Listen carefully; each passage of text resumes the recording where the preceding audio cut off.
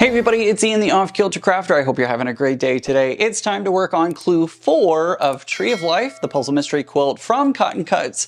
So let's go ahead and get into it and see what we've got going on for clue number 4.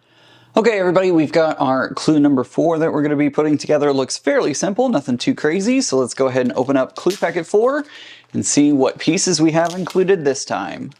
All right, starting off, we've got 8 triangles, small triangles of fabric B. We have 4 small triangles of fabric C. Next up, we have 12 small triangles of fabric D. We have 12 small triangles of fabric A. We have 2 small squares of fabric C. We have 2 small squares of fabric A. We have 6 small squares of fabric D. We have 2 large triangles of fabric F. We have 4 large triangles of fabric E. We have 4 large triangles of fabric D. And lastly, we have, which one is this? This is C. We have 4 large triangles of fabric C. These are all that's included in this. I'm going to go ahead and set these on the table next to me, and we'll go ahead and get started with step number 1.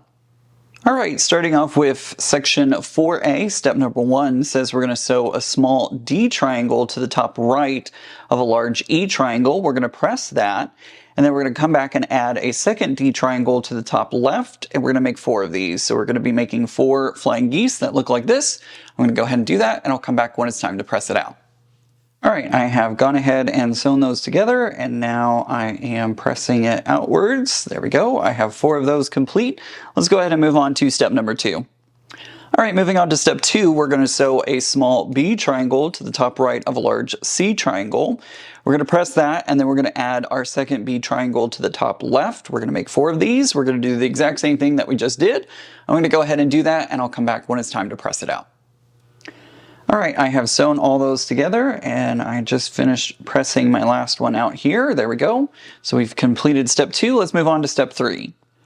Okay, moving on to step 3, we're going to rotate step 2 so that the triangle, the C triangle, is pointing downwards. And we're going to join it, a step 1 to the top of a step 2. So we're going to form this kind of square diamond shape. We're going to use our flying geese like this. We're going to sew it together. And then when we finish sewing them together, we're going to press it towards the top. I'm going to go ahead and sew all 4 of these together, and I'll come back when I'm pressing them out.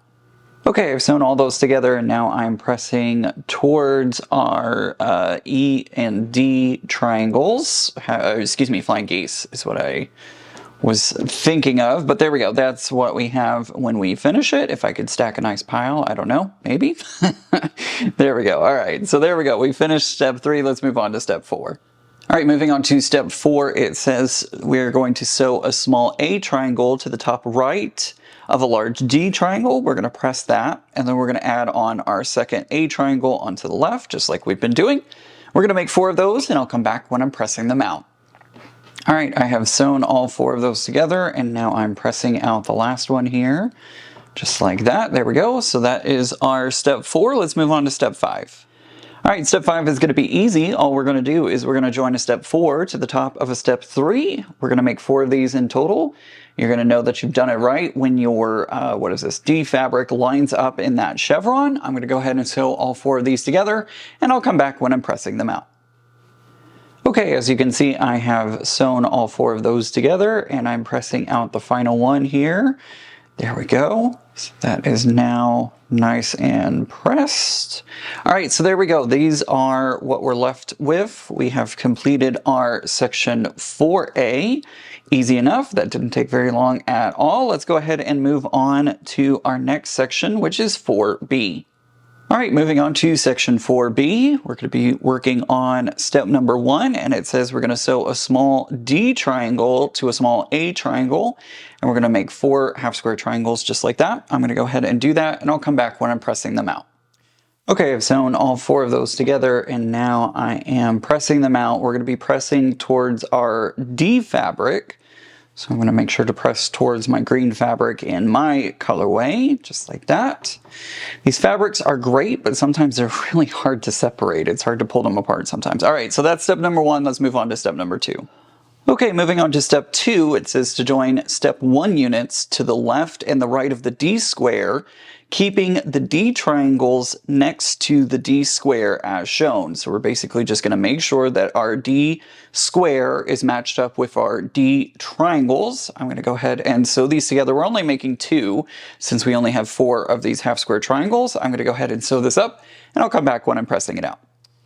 Okay, I have completed step number 3, and now I'm pressing towards the center. We're pressing towards our A square in the, or excuse me, our D square in the middle. So just press both sides in towards the center, just like that. Mine are a little wonky, but hey, you know, finish is better than perfect. All right, let's move on to step number 4. And by step number 4, I actually mean step number 3, because I totally skipped over step number 3. I was like, wait, we don't have what we need because we haven't finished step 3. All right, let me grab the pieces for step 3. All right, now that I've sorted myself out, let's try this again. Step 3, so a D square to the left and right of an A square, and we're gonna make 2 of them. Super simple, we're just gonna attach them just like that. I'm gonna go ahead and sew these together, and I'll come back when I'm pressing it out. Okay, I've sewn together step 3. Now remember on step 2, I told you we were going to be pressing in towards our D square in the middle because I was actually looking at step 3 when talking about step 2. So instead of following the directions, this is me, you do you. If you follow my directions, you can always do this, but I'm actually going to press them outwards like I was supposed to do on step 2, so that way I have nesting seams. If I was to press them the way that it shows on the instructions, then I would end up not being able to have nesting seams, and I want to have nesting seams for this. So I'm going to go ahead and press them outwards instead of inwards for this step because I messed up on step 2. But that's just a note for you. You follow along with the directions if you want to, or if you followed my directions, then you can always do that as well. All right, now moving on to step 4, it says to join a step 2 to the top of a step 3, just like this. We have nesting seams here. I'm going to go ahead and sew these together, and I'll come back when I'm pressing them out. Okay, I have sewn those together, and now we're pressing towards the top that has the D square in the center. Just like that, it has our half square triangles on top as well. Let me make sure I didn't quite get that one pressed super well, and neither did this one, but there we go. So we've completed step 4, let's move on to step 5. Moving on to step 5, it says to sew a small C triangle to the top right of a large F triangle. We're gonna do that, and then we're gonna press that. And then we're going to add a second C triangle to the top left. We're going to make 2 of these, and we'll do that, and I'll come back when I'm finished working on that and pressing it out. All right, I have sewn those together, as you can see. I love this blue. This shade of blue is just, I love it. I think it's going to look so good in the final quilt, and I'm so happy it's the binding. All right, so enough about that. Let's move on to step number 6. Step number 6 is going to be easy. All we're going to be doing is adding a C square to the left of a step 5, just like that, connecting our C pieces together. We're going to make 2 of these, and then I'll come back when I'm pressing it out. Okay, there we go. I have finished sewing these together, and we are pressing inwards towards our flying geese, the CFC. There we go. I have sewn those together, and let's move on to our last step, step number 7. All right, moving on to step number 7, it says to rotate step 6 so that the C triangle points downwards and is on the right. Now we're going to join this to a step 4, like so, and we make 2 of these. So we're just going to add this on. It's always interesting when like our colors suddenly change. This block doesn't make sense to me, but it will in the end. I'm going to go ahead and sew this together. I'll sew both of them, and I'll come back and press it out. All right, well, unfortunately, I knew that doing the seams the opposite way of the instructions was going to bite me somewhere, and unfortunately, it did get me here. There's a little bit of bulk behind one of the seams, but you know what? Again, we're going for a finished quilt top, not a perfect quilt top, so there we go. All right, so I am pressing towards the top, so we're pressing towards that FC fabric.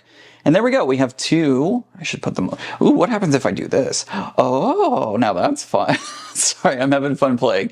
Anyway, oh, look at that. Ian, focus. All right, so there's our 4B. All right, there we go, everyone. Here is our 4A and now our 4B. We have completed all of our clue number 4. I'm going to go ahead and label them as such. And then we'll be ready for next month when we're going to be working on month 5. Hard to believe next month we'll be halfway.